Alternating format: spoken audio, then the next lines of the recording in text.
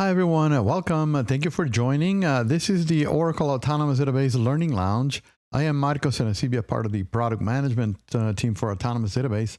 And today we're going to have a very, very special session. We're going to have a great session about APEX. So Jason Haynes is joining us, and he's going to be talking about all the new components and the new things that they're very exciting GenAI components that APEX brings with the AI Assist. And he's going to be basically explaining to us how that helps you create, but also fine-tune a custom SQL data model. And then you can create your basically all your platform, right? An application from there. But also, he's going to be talking about how you can integrate AI vector search also on the search functionality inside APEX. There's new support for business process automation and also a new Create Fusion integration as well from there. So it's going to be showing us how easy it is actually to get started as well with APEX.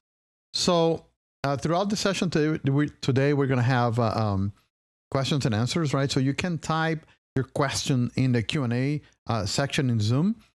I'm going to distribute links and also Jason through chat. So if you guys pay attention in chat, we're going to distribute some links to you guys. The recording and slides are going to be available on that link that you see here on the screen. If you're watching this recording after we posted it, and on YouTube, you're going to be able to see the links that we're talking about all in the description below, okay? So speaking about links, I'm sharing right now in chat to you guys a list of the links that you see here. So how to get started with the Autonomous Database, where to reach out to us in social media, and also how to ask your question, right? So we monitor usually the Stack Overflow, but also you can take a look at our own Oracle Developers Slack workspace. So if you click on that link, or if you go to that site, you're going to be able to sign up for free. You join us there, and then you are able to ask your question directly in that Slack, okay? What I'm going to do now then is basically I'll stop sharing and I'll let Jason start sharing his screen. Thank you very much, Jason, for joining us today, and take it away. Thank you, everyone, for joining. My name is Jason Haynes. I am an APEX product manager located in Florida. I'm in Tampa area, and I'm very happy here to be talking about Oracle APEX Generative Development on Autonomous Database. But just understand, for those that are new, APEX is everywhere Oracle Database is, whether it's on-premises, cloud, multi-cloud, but we're going to focus on some autonomous database approaches from this perspective. We have a ton of content to get through, so if you've ever seen the movie The Matrix, where Neo learns Kung Fu in just a matter of seconds, well, in about an hour, I hope your Kung Fu is going to be about APEX and all the AI functionality that is available to Autonomous, and especially anywhere Oracle Database is. But there's a whole bunch of good stuff. We're going to talk about getting started with APEX. We're going to talk specifically about some main features over the last few major releases of APEX 24.1 and 24.2, because it involves AI services and configurations. There's something we call the AI Assistant, the AI Text Dynamic Actions, RAG sources, AI GenDev assistant for developers. So that's where the video might come in, just to be able to show you a little bit more succinctly exactly what all the availability is in terms of features in this way. I'd like to show you how to create a data model using AI, how to create an application using AI, and a little bit about OCI generative AI agents, and we're going to touch on creating Fusion integrations as well. And mixed in there is going to be some sample gallery applications that will include the visual workflow capabilities and even the vector database functionality that APEX supports. So right out of the gate, the most important piece of information I can give you is apex.oracle.com. If you've never been there, take a moment to go to apex.oracle.com, and you'll be presented with the screen that looks like this, showing the integrated development environment, showing the menu in the upper left, and of course, how to get started for free today.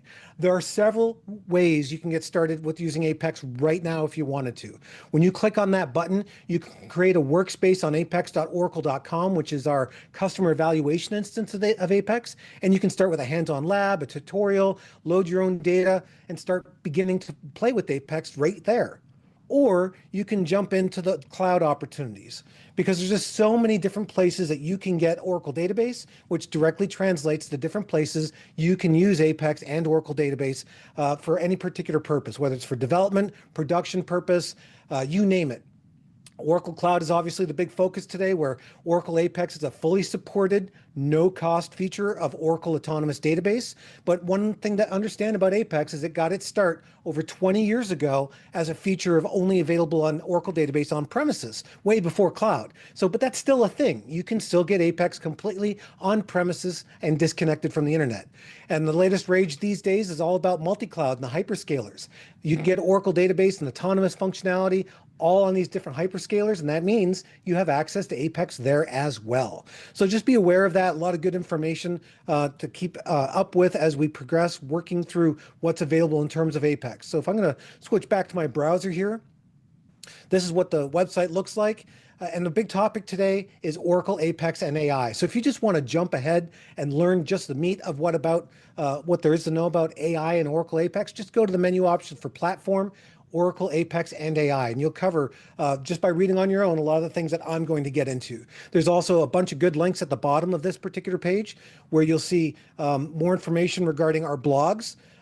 Understand that after each release of Apex, we do endeavor to release a lot of detailed blogs and how-tos that usually include LiveLabs as well. So if you have a question about how to get started with Apex in a particular way, utilizing AI features of Autonomous Database, there's probably a blog about it. There's probably already a video about it.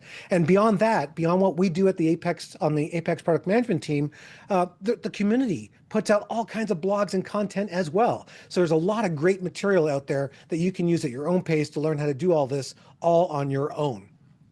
From there, if you just wanted to jump in and learn how to build your first Apex app, you can start building your first Apex app by following the link from Learn on our website to that specific called out feature, building your first Apex app. From there, we have training and certification options, and obviously labs and tutorials. And we'll dive back into that a little bit more. But what I want to do first is show you a simple Apex application. In doing this, it'll illustrate the different features that are available in Apex with AI functionality in mind. And to do this, we have a demonstration application that is based on the New York City schools dataset that we provide on our website. So I'm going to credential into this app. And again, what I'm referring to here is from the Learn tab, building your first Apex app. This is where you could do it totally on your own if you wish to. We provide the file. You can get started in your own Apex environment on Autonomous Database in Oracle Cloud Infrastructure, or you can request a workspace right here on apex.oracle.com, and you could establish the functionality that this app endeavors to deliver just by following the steps. From there, there is also the LiveLab. We'll talk a little bit more about that later. But here, I'm already signed into an application. I'll zoom in onto it a little bit here. So here, this application is based on the New York City high schools. There are over 400 records. It's got a faceted search feature where I can slice and dice data depending on my interests having to do with those schools. And you see the report's been refreshed automatically, quickly, and seamlessly. As a user, I've just sliced and diced my data. But this app also demonstrates a different way of showing the data. This is a cards report, not just a standard flat report. This is something Apex supports out of the box with no code at all. So wiring up this report to a faceted search can be done extremely easily on Autonomous Database. What's more, you can even have different views of your data. So this is a cards region, and this app demonstrates visualizing the data on a map as well. So here I see that filtered data showing 5 different schools. I can go ahead and filter or change the filters in faceted search here to reflect even more data points. I can even zoom in with my mouse and take a look at any tooltip if I wanted to, or go back to cards region. What's more, I have an Ask a Question button. So when I click on this button, you are seeing a new feature in Apex 24.1. This is OpenAI Assistant. And when you click on that button as a user, this user interface is presented, already configured to interact with an AI service that is a large language model for a particular purpose based on a particular prompt of information. And it already knows what would you like to know about New York City high schools. And I can ask questions, natural language. What is the best school? I press enter, a prompt is created in Apex. It goes out to the large language model service that is configured in this particular environment, in this workspace. I'll show you behind the scenes in a minute. But all this is doing is engaging that large language model, which in this case is OCI GenAI, and it's coming back with a response. And all that is parsed and handled by the Apex app seamlessly. It looks pretty slick, but from a developer's perspective, no code at all is required to make this work. And that's what's really cool about this. It just works. I can continue to ask questions. It answered what the best school was and gave me a little bit of an explanation, but maybe I want to say, what is the least expensive school? Let me spell that correctly. Again, natural language, the prompt is being compiled, put together. Apex sends it out to the REST service for the large language model. The large language model does its thing and then responds with an answer. So this whole idea of being able to build a chatbot is now completely capable in Apex with no code at all. And that is really what is powerful. Now, some of you might be thinking, well, where's it getting the data from? In this exact example from that button, this is not engaging with local data. It is not using RAG. More on that in a moment. This is literally just engaging with the large language model based on the configuration of the prompt. Point is, an Apex developer is not responsible for any of this UI or functionality, just the configuration of the AI service and the configuration of the prompt. However, if I want to ask a specific question about a specific school, that is RAG. That's Retrieval Augmented Generation, where we provide more information to the prompt for the large language model. And in this case, that is facilitated by an information button within a card. When I click that button, information is passed to this page and this particular AI assistant, where it knows that it can provide an overview about the school or answer specifically what is the graduation rate. So if I click one of these quick picks, another option in configuring an Apex AI service in your app, then it's going to actually pass on that information to the large language model. So this is facilitating RAG.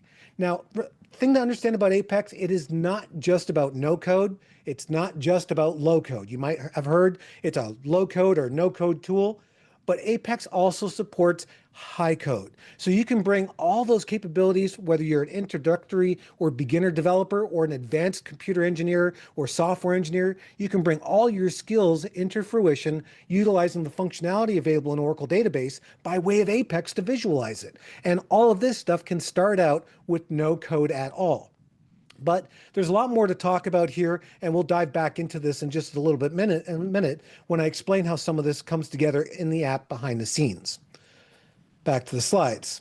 So that was a simple app, some simple AI features, some simple Apex features like the faceted search, the reporting, and all that goodness that makes application development really easy with Apex. Understand, however, in the last many years, you can see a highlight here of the marquee features that are powering Apex with no-code, low-code world-class features, which includes that faceted search you just saw. You just saw the maps region and the cards region all in play. Those have been around for a number of years now. And from there, things have just gotten better with newer and newer features, all starting out life in Apex that work for a developer with no code at all to make it work. So we're going to talk about visual workflows later, but what we're going to focus on is some of the AI-assisted development features that have come out since Apex 24.1, which was a year ago, last summer, and even the newer features where we have declarative RAG and even data models from AI with that latest release of Apex that just came out in January for 24.2. So there's a lot of good stuff here that comes together, and this is only the last several years. Remember, Apex has been around since 2004, so 20 years of evolution makes this platform tremendously powerful. And with Autonomous Database, even more so, because you don't have to worry about any of the infrastructure, machinery, or keeping the lights on or keeping the database up and running, because Autonomous handles it all for you. However, the big summary takeaway here, I love showing this slide, is because this is when I got my start with Apex almost 20 years ago. I learned that it's all I need is to use Apex for all the functionality of what is normally considered a lot of complex technology in the stack of what's available on the internet today.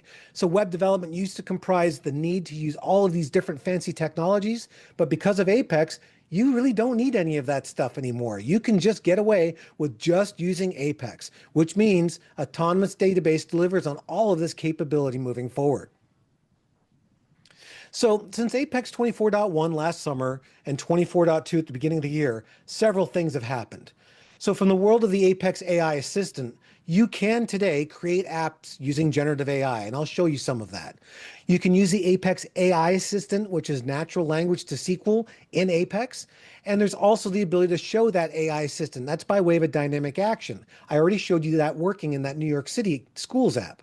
But there's also another dynamic action called generating text from AI. So we'll try to take a quick look at that as well. But what's also really exciting is creating a data model from AI.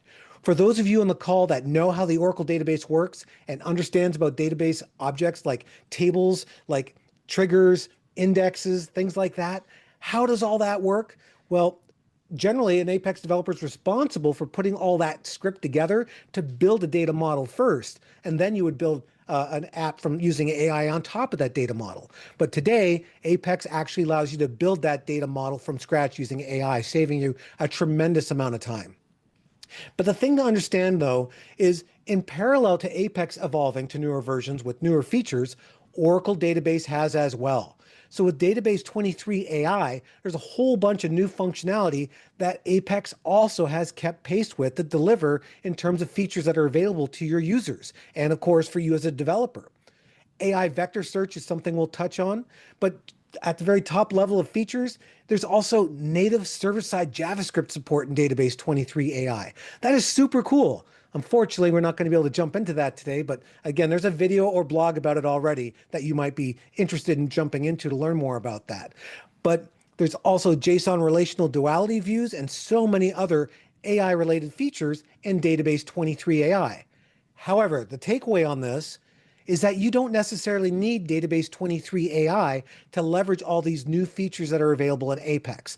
Save for a vector search, save for some of the other functionality that is uniquely in 23 AI.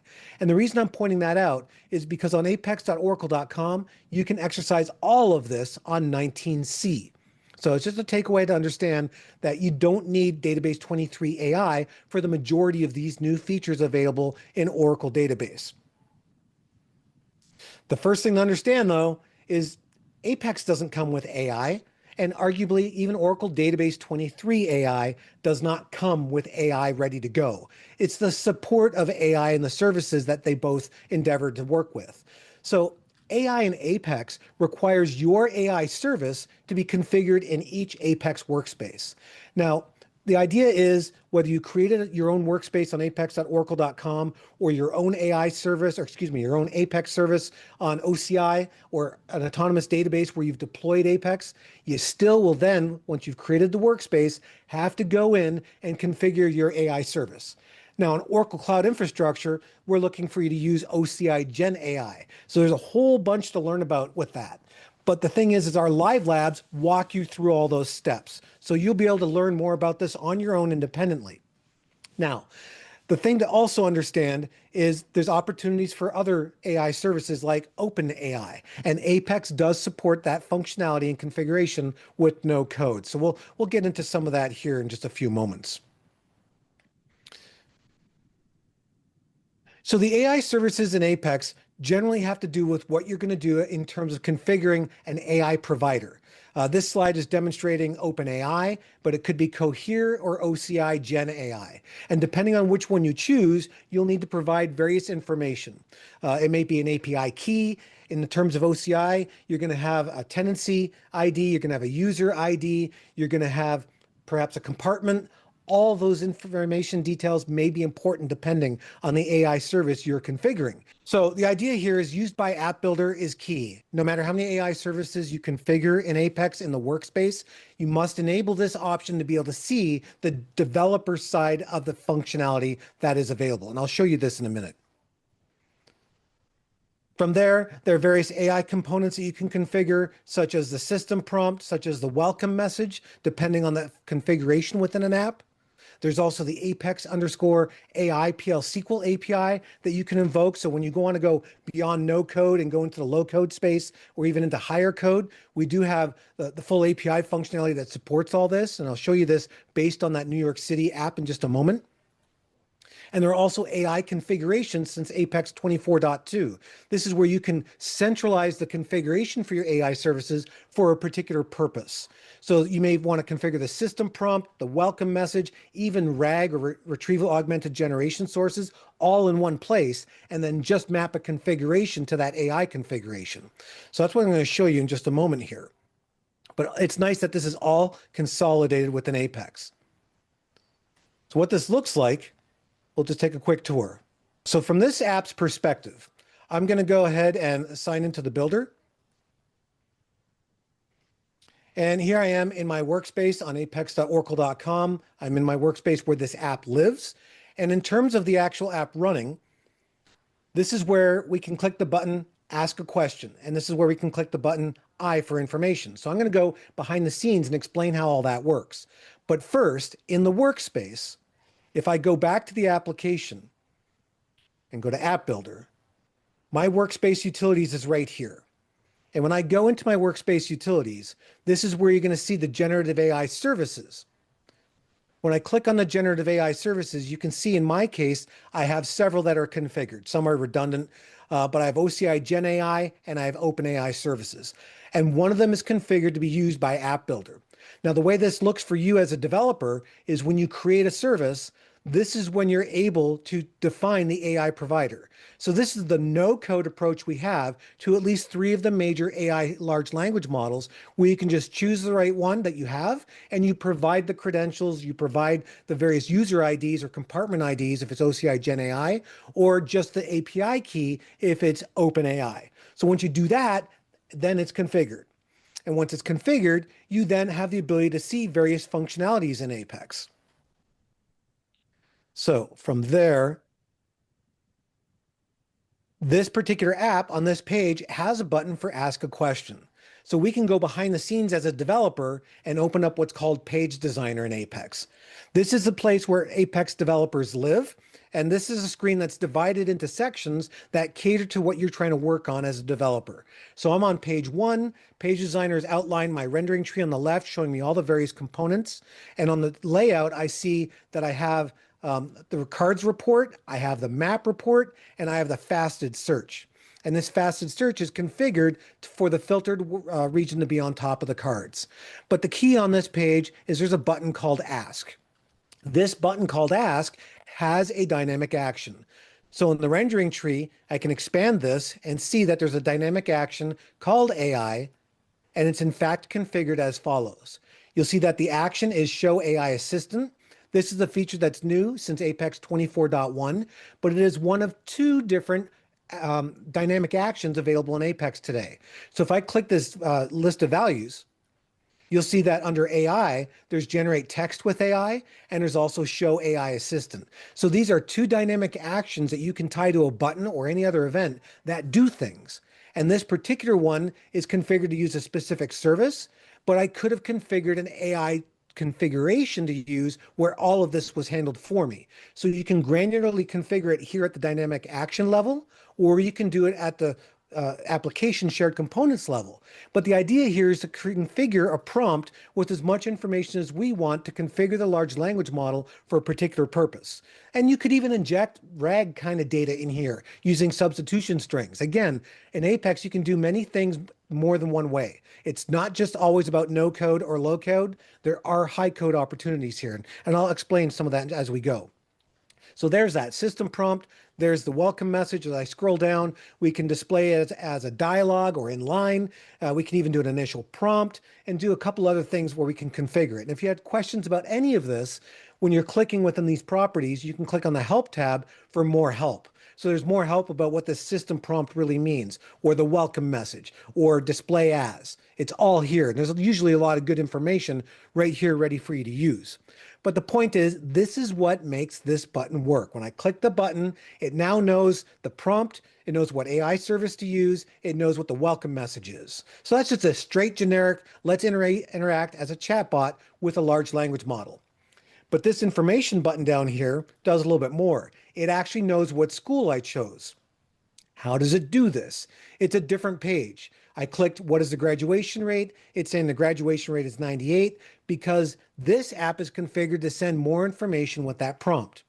So if I hit edit on page 3, which is what that page is, things are a little different. What happens here on page 3 is when that loads, there's a computation on a page item. This computation is a query. It queries my local table for some data, and it's aggregating this into that one page item. Then on that page load, there is a dynamic action which shows the AI assistant, and it is configured a little bit more of a low-code way to utilize that RAG information for P3 context. This is just one approach of doing it. Apex 24.2 makes this even easier. Point is, you have a lot of flexibility. This is all covered in our hands-on lab for this specific kind of configuration with New York City schools and the data. And it can be adapted to your data just as easily as you build it. So when all this comes together, you have more than one opportunity to use a dynamic action right there in this application. And it just works. Now, if you chose to use... Jason, there's an interesting question here. Sure. Can this chat box be built based on a page or only at the top app level? So this is actually built on page 3.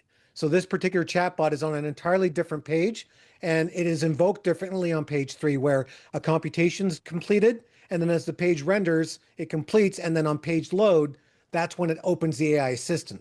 So if I close this page, you'll see I'm on page 1, which is where this cards region report is. If I click any of these I buttons, it's opening page 3 and providing that information to the prompt for the AI activated dynamic action. Excellent. So it's just a form of utilizing RAG here within this particular page execution for the user experience. And it can be done any which way you wish.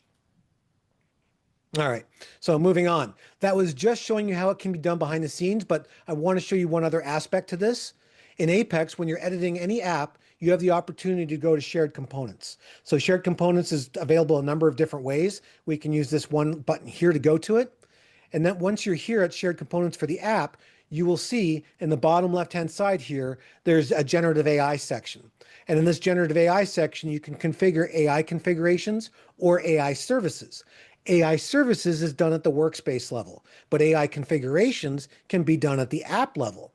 And within this app, I can literally go in and create an AI configuration that then can be chosen declaratively within an Apex page and configuration.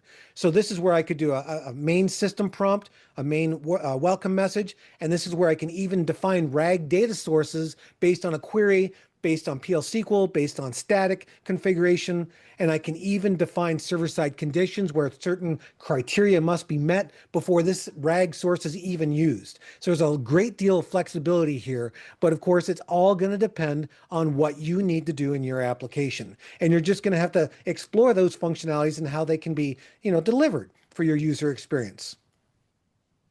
So we reviewed those dynamic actions. I showed you a bit about the RAG sources and where you can configure it, but there's a whole bunch of different things you can do there. And we have this particular blog that I'll share the link to. So I just shared this link to this particular blog. Again, all our blogs are listed there from apex.oracle.com under the Apex and AI section, and you can learn more at your own pace. So a lot of opportunities. There's a bunch of different functionality with some bind variables that you can define for custom RAG logic. Just understand there's a lot to learn here. I know I'm speaking a little bit fast for some that are new to this, but just understand that we do have a lot of great resources that bring all this together. And I want to just point out again that from our website's perspective, when you go to the Learn tab, you can go to Labs and Tutorials, and this exact New York City school app is the first lab available here, building an innovative Q&A interface powered by generative AI. And when you open up this LiveLab, it'll walk you through all the steps to get started with Apex. So getting started involves choosing where you're going to get a workspace. You can use apex.oracle.com, you can use Autonomous Database in Oracle Cloud, or you can even use the Apex service. Once you do that, all the steps are outlined here, and even configuring the generative AI service is covered as well, step by step. So even if I'm going a bit fast, you can review all of this at your own pace and be able to be quite successful. This lab can be accomplished in less than an hour and would look just like this and have the same functionality. So bear that in mind. You have everything you need to do to get started with this wonderful opportunity of using Apex in this way.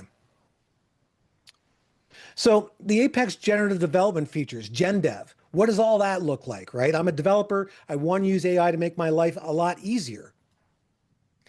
Well, from SQL Workshop, you then have a new task since Apex 24.2 called Create a Data Model Using AI. So take a step back for a moment and understand that back when we released Apex 24.1, a marquee feature was creating an app using an AI. But we had to provide data for you to load into Oracle database to create a database table, because without a data model, without a table at least, what do you expect AI to build an app on top of, right? Apex applications are not just a bunch of static values. They're dynamic from Oracle database. And even Autonomous Database wants to be able to do stuff based on a data model that you have. So now that Apex 24.2 is out, creating a data model using AI is now built in and a feature you have available to you. So I'll close this here and I'm going to navigate back to my home page for the app builder. This is where my different apps are. And from SQL Workshop, if I click on this option, you'll see that create data model using AI. Now, one of the other things I'll show you in a moment is creating an app using AI. So if I hit create, you'll see here, I have created an app using generative AI. But this is a reminder. You will not see either of these options until your workspace is configured for an AI service. Oops, and I chose the wrong one. Pardon me. All workspace utilities, generative AI. I have these AI services configured, and one of them is used by App Builder. So because I have one of these configured and used by App Builders enabled, that's why I see these options now. So when I go to SQL Workshop, I can literally go in, create data model using AI. And this is purely from the developer perspective. Let's create a data model together. Describe the kind of elements you would want in your data model to include. So you can experiment with this. I mean, we've all played around with it quite a bit. You can choose just to spit out Oracle SQL or the quick SQL that Apex supports. But the nice thing is the sample examples. And I'm going to do a sample school course catalog. It's just a quick pick, so I don't have to type it out. But experiment with this. You'll be surprised at how absolutely cool this is. Because take a step back. Before this opportunity in Apex, as a developer, you would normally have to use quick SQL and learn the shorthand syntax, or you'd have to go to Object Browser or SQL Database Actions in Oracle Cloud Console and create your table structures one table at a time. You'd have to know the syntax. But here, I just asked that question of AI, and it's come back with the shorthand syntax for quick SQL.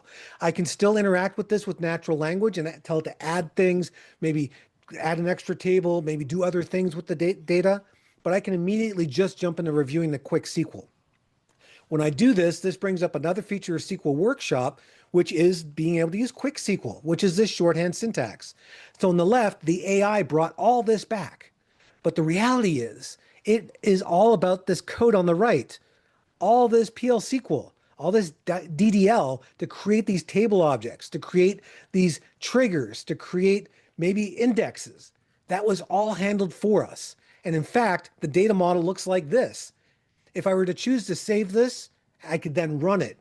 And then once that data model has been saved in my schema and I have all those tables, that is when I can then go to App Builder and I can choose Create.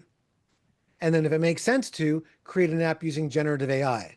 Now, I didn't actually run that script. So in the sense of that time that we have, I want to make sure you just understand that if I go to Object Browser, I can look at all the different tables in my workspace.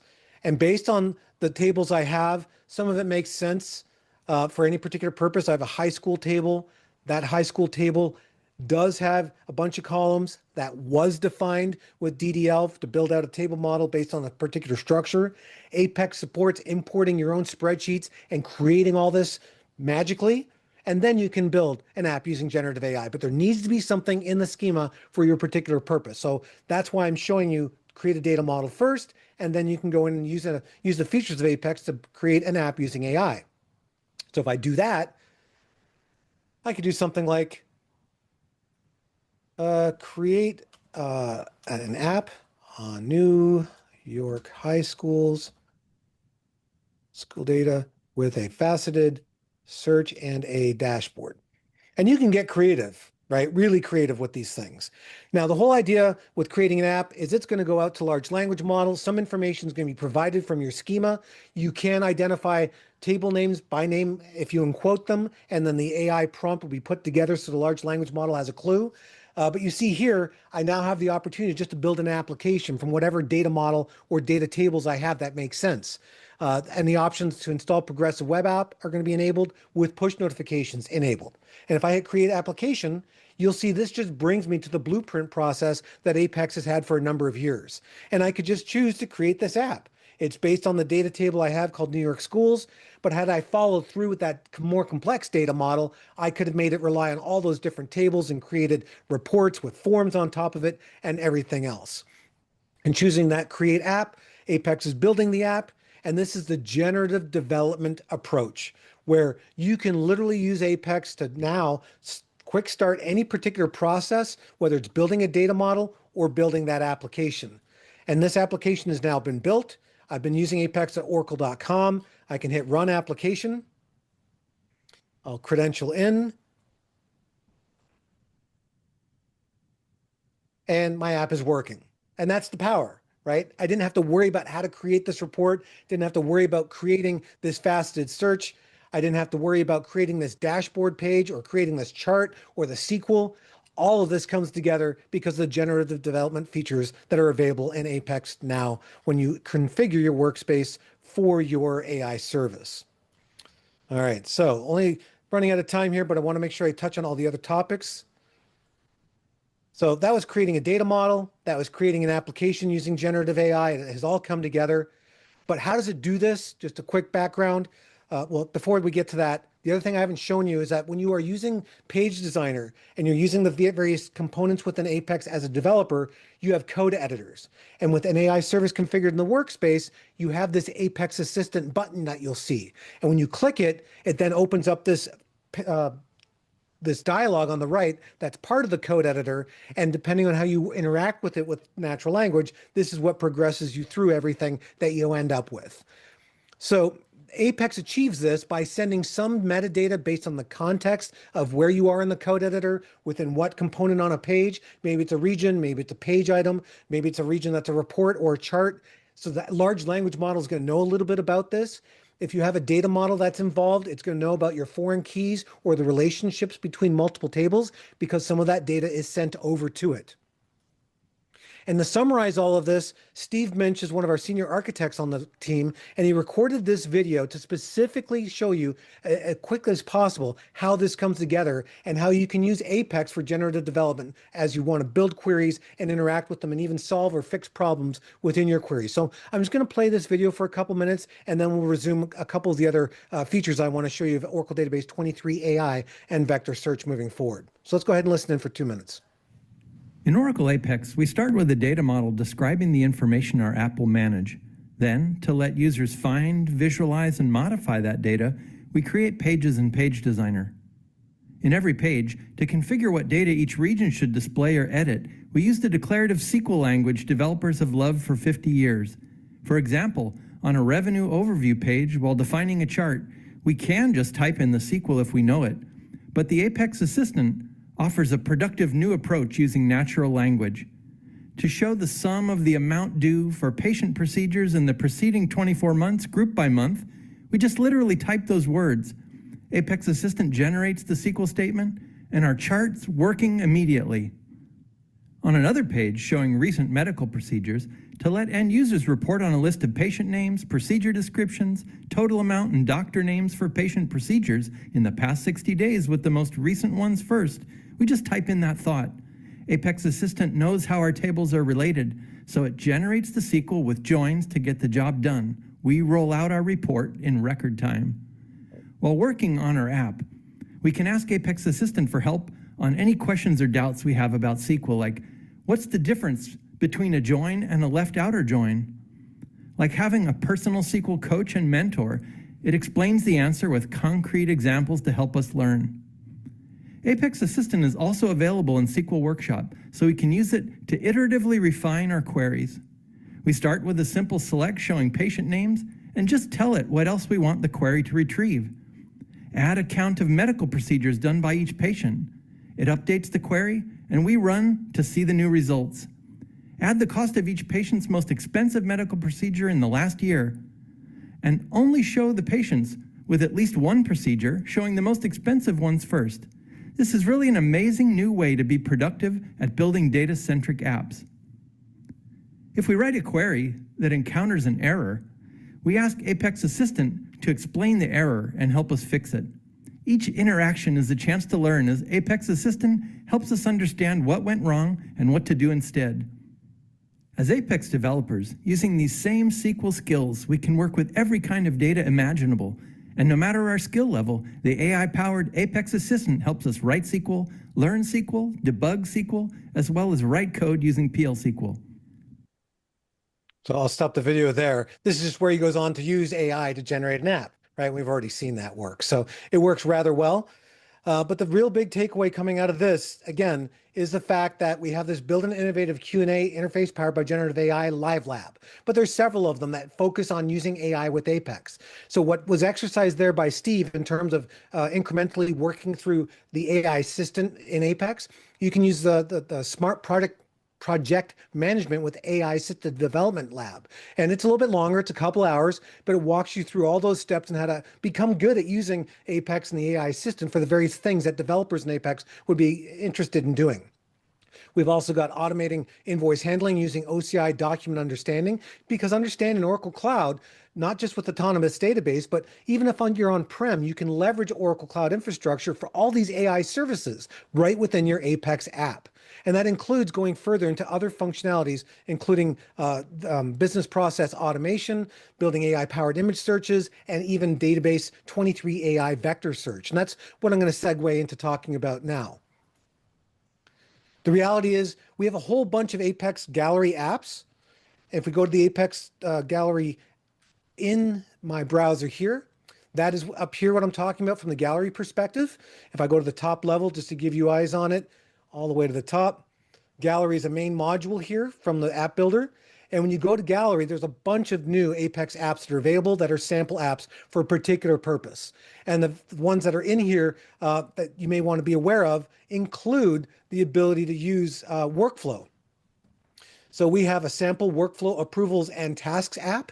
And when you install this app into your workspace, it enables you as an Apex developer to learn not just how the features of that particular sample app work and come together, because it also allows you to open up Page Designer and go behind the scenes and learn how it is put together and how you can do the same sort of things in your own app. So in this case, I have the sample workflow approvals and tasks app installed.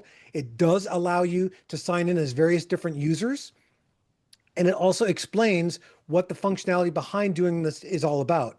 There's a whole bunch of information here talking about business process automation, the console, the data model that exists in Apex today for solving this particular purpose. But the big takeaway on this sample app is when you hit login, you can sign in as any particular user, but note from the emp table. But notice there's an operations team on who can approve laptops, who can approve various things having to do with getting a salary increase, because there's more than one workflow in this sample app. So if I log in as Pat, and Pat is listed right here, I'll see a totally different look and feel for this app, but there's so much going on here. I just want to quickly show you behind the scenes. If I edit this app in Page Designer or in Apex App Developer and App Builder, on the right side here, I have Workflow Designer, and we haven't seen this yet. So if I click on Workflow Designer, you will literally see the ability to visually build workflows that's available in Apex today. So this is an example of one workflow. It's declarative like some of the other features I've had a chance to show you. It's all based on parameters and properties that you configure. There may be the opportunity for some low code, if not high code, but this is just one particular laptop procurement process or workflow. But we've also got an employee appraisal, right? Whole bunch of other things to learn from. These are all different activities. They can all be dragged and dropped from the activity component drawer down here, and then you configure them. And that's just a huge feature of what's available in Apex, wherever Apex is, if that's on premises or in Oracle Cloud, especially with Autonomous Database. There's a lot of great stuff here. From there, this whole vector search, and there's a sample app for it. And you've been seeing, so far, I've been using apex.oracle.com. I'm going to switch to my cloud account in a moment. But we do have a vector sample search app. And you could technically install this on apex.oracle.com.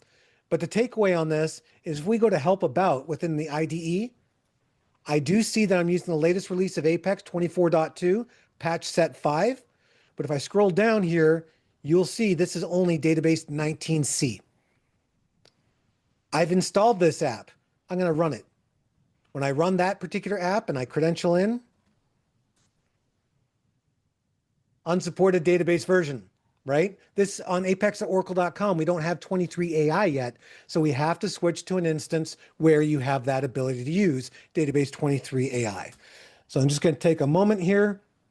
The employee appraisal is in the workflow app. So here, back to the gallery, workflow, it's right here, sample workflow and approvals and tasks. So I'm signing into my cloud account just to demonstrate these other things. I know we've only got about 9 minutes or so. I'll try to wrap it up sooner. But this is going to my database 23 AI instance that I have. And I'll see my tenancy right here, which is autonomous database. And hopefully it'll show it here in just a moment. There it is. And the tools are already configured. So Apex is all ready to go here. And I can see this is my autonomous database. I will see under tool configuration, this is my URL. So I'm going to copy that and I'm going to sign into this workspace. So here I have a workspace named Jason with my name.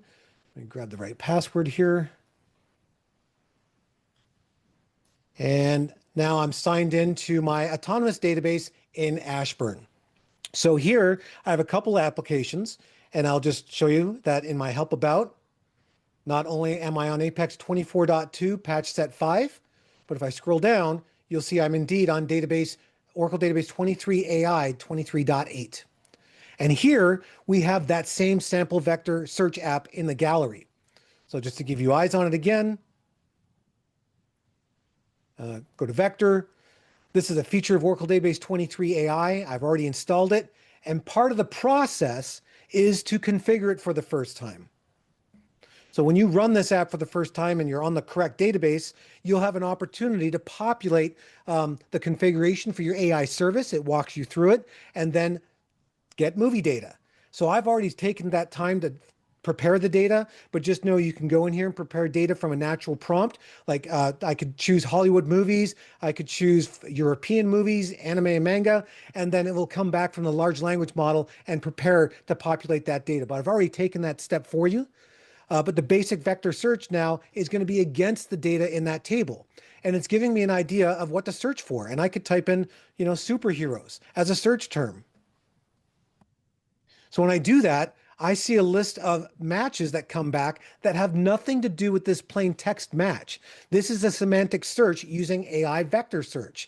And the way this sample app comes together is behind the scenes when you load the data after it's been generated, you are doing something called generating vector embeddings against certain table columns that are then used by this app later to do these matches based on vector computations.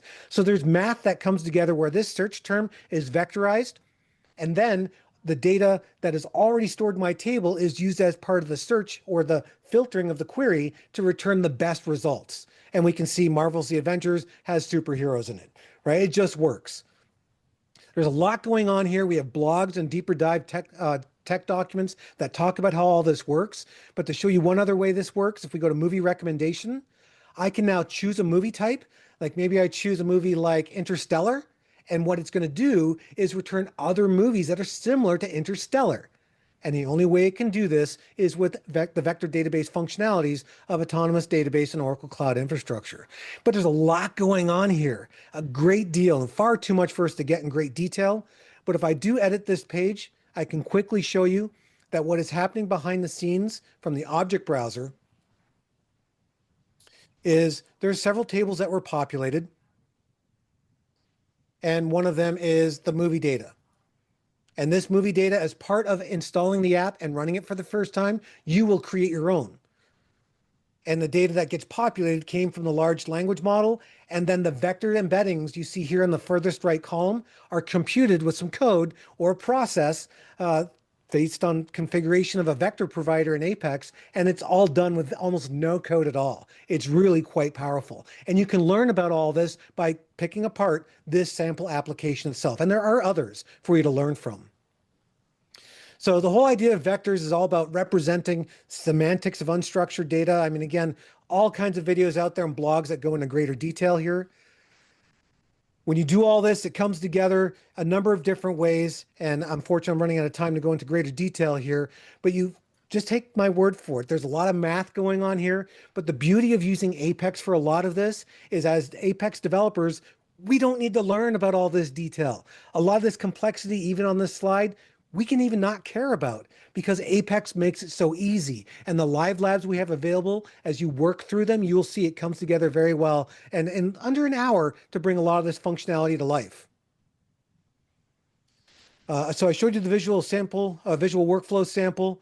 I want to show you quickly before we go the Create Fusion integration for those of you that utilize Oracle Cloud and Fusion apps in general.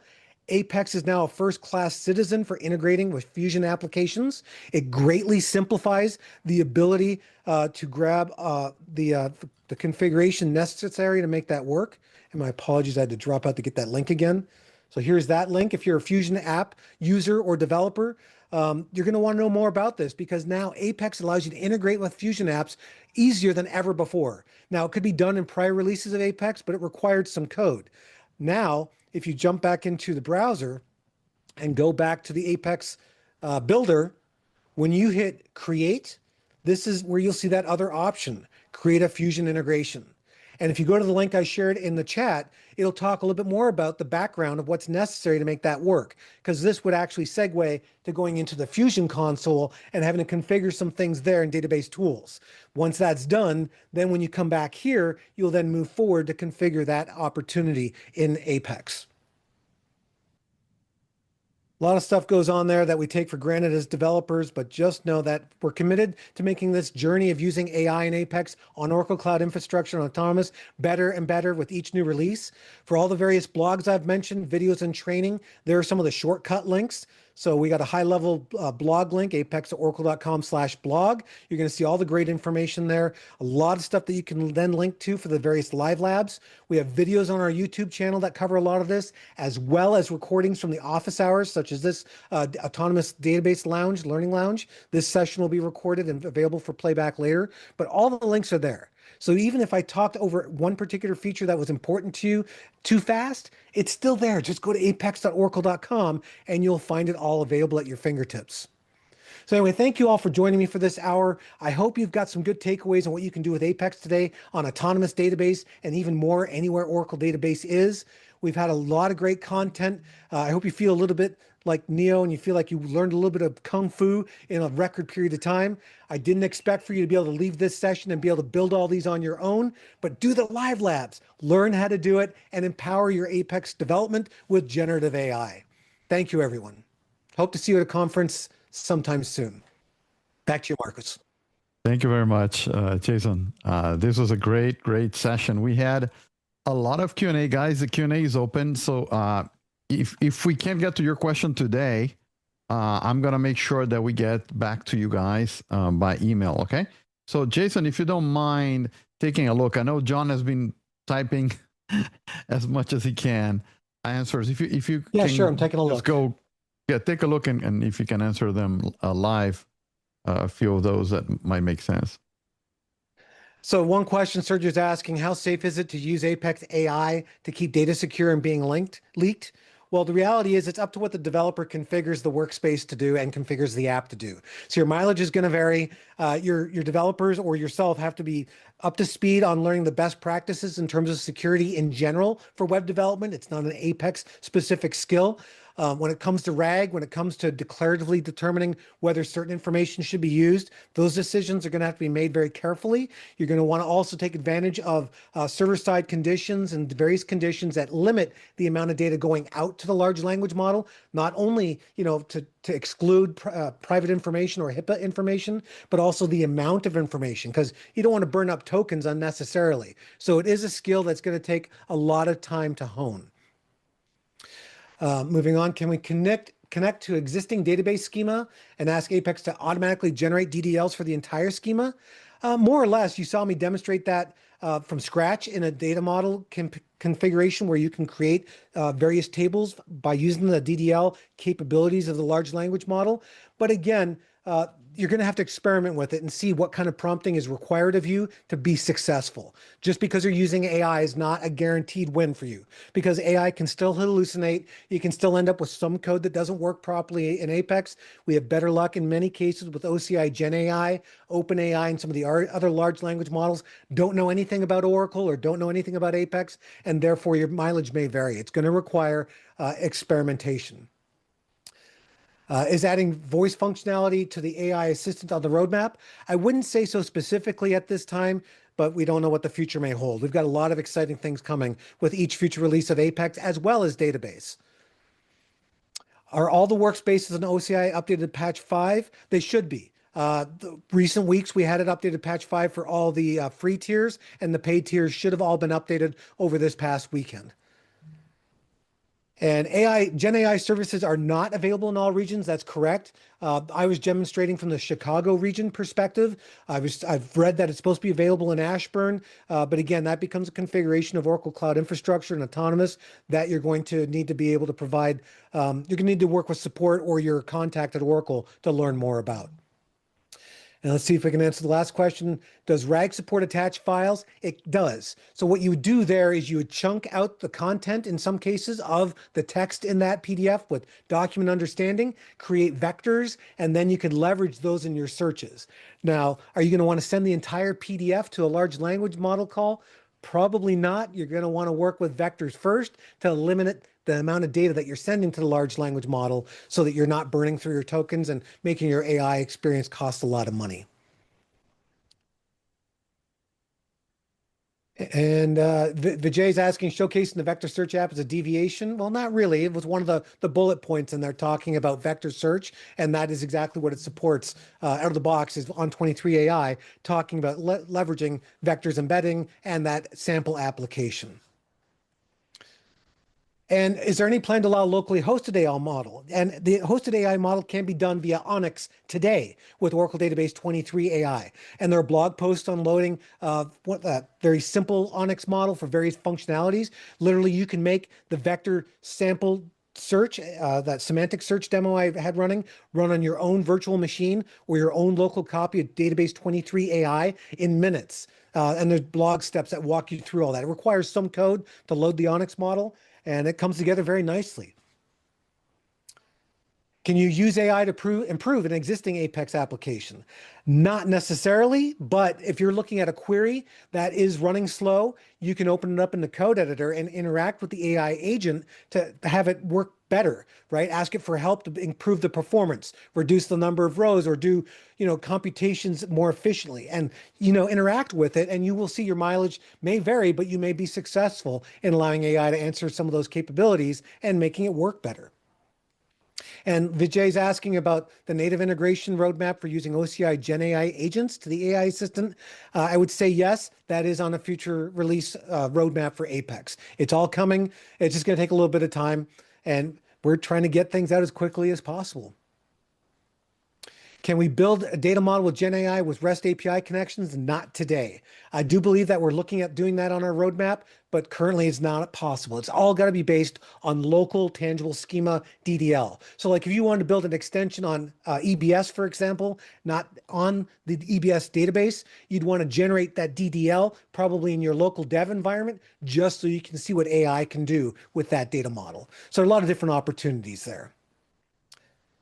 Yes, and you don't have to use AI assistants to build an app. You can build an app from the wizard, you can build an app from a spreadsheet of data, and you can even build an app from existing schema table objects.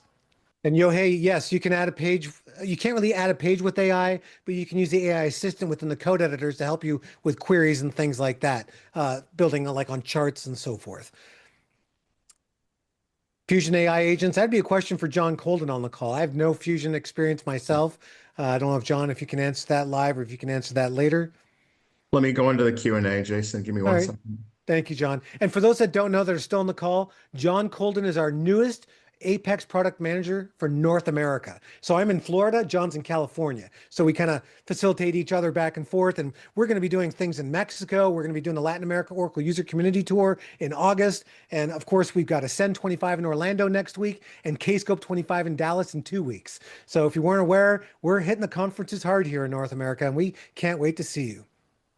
Regarding the Fusion AI agents, Jason, I would say as long as they can be accessed with the REST API, then we can use them. Okay. And the same goes for Copilot. As long as you can connect to the Copilot services via REST services, you can configure those REST services in your Apex workspace, and your Apex apps can consume them. But there's no create Copilot service or create Fusion AI service. You would just have to create the data source based on that endpoint, based on whatever's provided in the documentation for those services. And I don't know about a conference in Boston anytime soon. All right, so rapid fire of information, Neo style, and I hope a rapid fire of answering those questions has helped everyone today. At this particular point, we've got to move on with our week. Thank you, everyone. Looking forward to seeing you next time. Thank you, Marcos. Thank you. Thank you very much, guys. So I'll leave this open, guys, for our next few minutes just to collect additional questions that I'll send to Jason, okay? So you can keep typing your questions. I'll make sure to send them to him. In the meantime, if you guys can take a look, I'm resending the links in the chat to everyone, okay? Those are the autonomous database links there. And as always, again, thank you guys for joining. When you come back to that site that is in the links that I shared, you're going to see the next session. We already have a session scheduled for next week. It's going to go up live today. And then we have recordings and the upcoming sessions and information there. Okay. All right. So again, thank you for joining. Thank you very much, Jason. Thank you, John, for answering the questions as well. I know a lot of people learned a lot from the statistics that I got here. It's excellent. And that's it. So guys, again, thank you very much. Again, I'll leave this open for a few more minutes. But just to see if you guys have additional questions. All right. Okay. So thank you, Marcos. Thank you again. I really appreciate it. Thank you, John, it. for your help answering questions. Thank you. Appreciate it. Thank you, guys. See you next week.